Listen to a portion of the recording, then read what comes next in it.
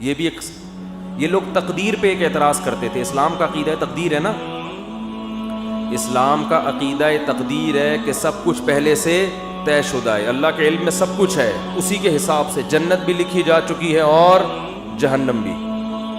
یہ اسلام نے بیان کیا. ہم اچھی بری تقدیر پر ایمان رکھتے ہیں، ہمارے ایمان کا حصہ ہے، ہمارے ایمان کا جزو ہے. اس پر غیر مسلم کہتے تھے کہ جب سب کچھ پہلے سے ہے تو قرآن کہتا ہے، یہ ابھی بھی کہتے ہیں اور موت کے بعد جب ان کو اللہ عذاب دے گا تو اس وقت بھی کہیں گے کہ اگر اے اللہ تو چاہتا تو ہمیں زبردستی سیدھے راستے پہ بولو لے آ سکتا، اور ہمیں جنت میں جانا ہی نہیں تھا، تو جب جانا ہی جہنم میں تو جا رہے ہیں، تو ہمیں سزا کیوں دے رہا ہے؟ اس میں ہمارا قصور کیا ہے؟ قرآن نے کیا کہا؟ قل هل عندکم من علم فتخرجوه لنا، تمہیں پہلے سے یہ علم تھا کہ تم نے جہنم میں جانا ہے؟ اگر تھا تو لے آؤ. جواب سمجھ میں آیا؟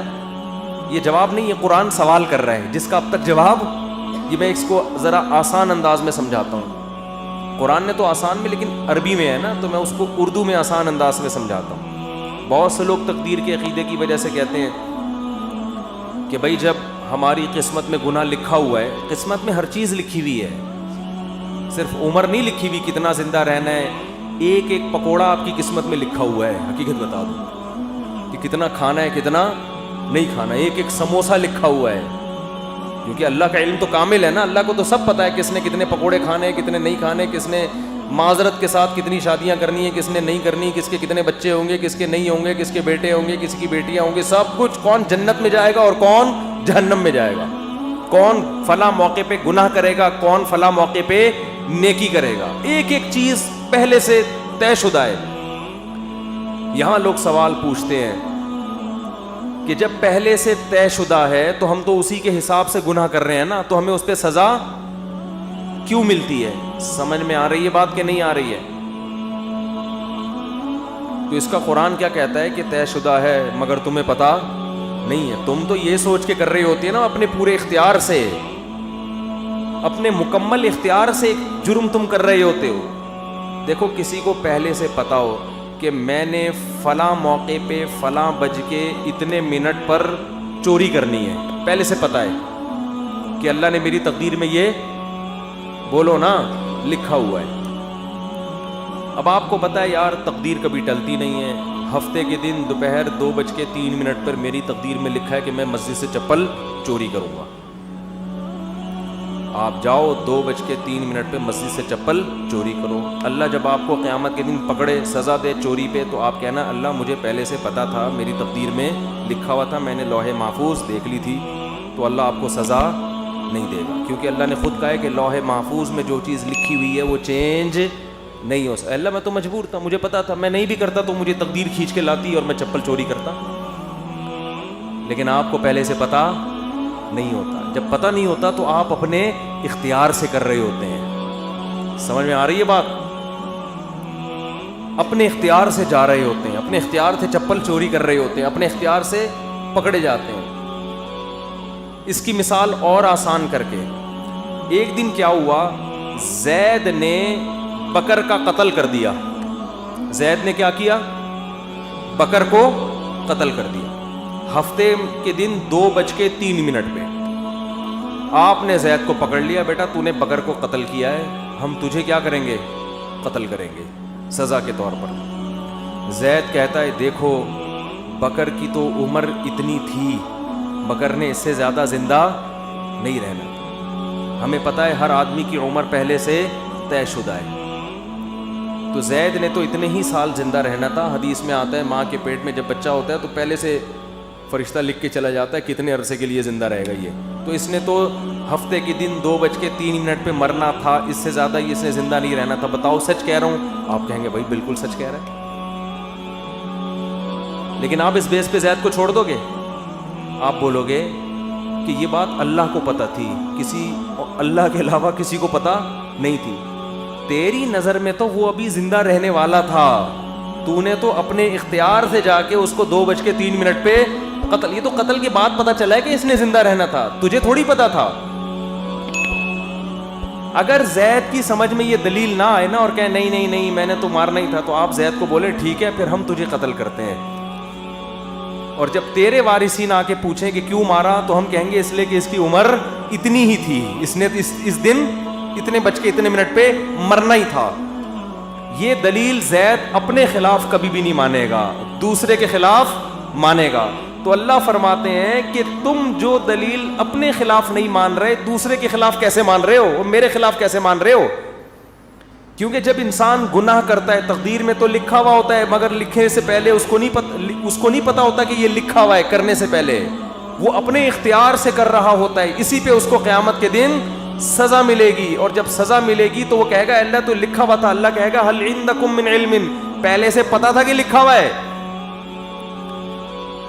اور اگر اب بھی کسی کے سمجھ میں نہ آئے تو پھر ہر چیز لکھی ہوئی ہے نا, صرف گناہ تھوڑی, کھانا پینا بھی لکھا ہوا ہے. صبح ناشتہ چھوڑ دو, آپ صبح کا ناشتہ چھوڑ دو. بیگم پراٹھا بنا کے لائی, چائے بنا کے لائی, نہیں کھاؤ. بیگم لکھا ہوا ہوگا تو حلق میں اترے گا. بیگم کہے گی کم بخت, یہ کھانے کے بعد پتا چلے گا کہ لکھا ہوا تھا یا نہیں لکھا ہوا تھا, کھانے سے پہلے نہیں پتا چلے گا. لیکن آپ نے کہا نہیں لکھا ہوا ہوگا تو اڑ کے میرے پیٹ میں جائے گا, اور آپ چلے گئے آفس, دوپہر لنچ کا ٹائم ہو گیا تو پتا چلے گا کہ آپ کی تقدیر میں پراٹھے لکھے ہوئے نہیں تھے. تو اس بیس پہ تو پھر ہر چیز اسی اصول پہ گزارے نا. دنیا میں پیسے بھی نہیں کمائے کہ لکھے ہوئے ہوں گے تو مل جائیں گے, نہیں لکھے ہوئے ہوں گے تو نہیں ملیں گے. ٹرک آ رہا ہے اس کے سامنے آ کے کھڑا ہو جائے, بھائی تقدیر میں لکھا ہوا ہے کہ اس نے مجھے اسٹیکر بنانا ہے. کراچی میں جو ٹرک ہے نا وہ کچلتے نہیں ہیں, اسٹیکر بناتے ہیں. اتنے بھاری بھاری ٹرک ہوتے ہیں, ان کے ٹائر کے نیچے اللہ نہ کرے کوئی بندہ آ جائے, لاش بھی نہیں ملتی اس کی. تو اب ٹرک کے سامنے آ جاؤ ہے بھائی, اور بولو بھائی لکھا ہوا ہوگا تو مروں گا. اور واقعی جس کی تقدیر میں نہیں لکھا ہوا ہوتا ٹرک کے سامنے آگے بھی مرتا نہیں ہے, کچھ ہو جاتا ہے کچھ نہ کچھ, لیکن آپ کبھی ٹرک کے سامنے نہیں آ.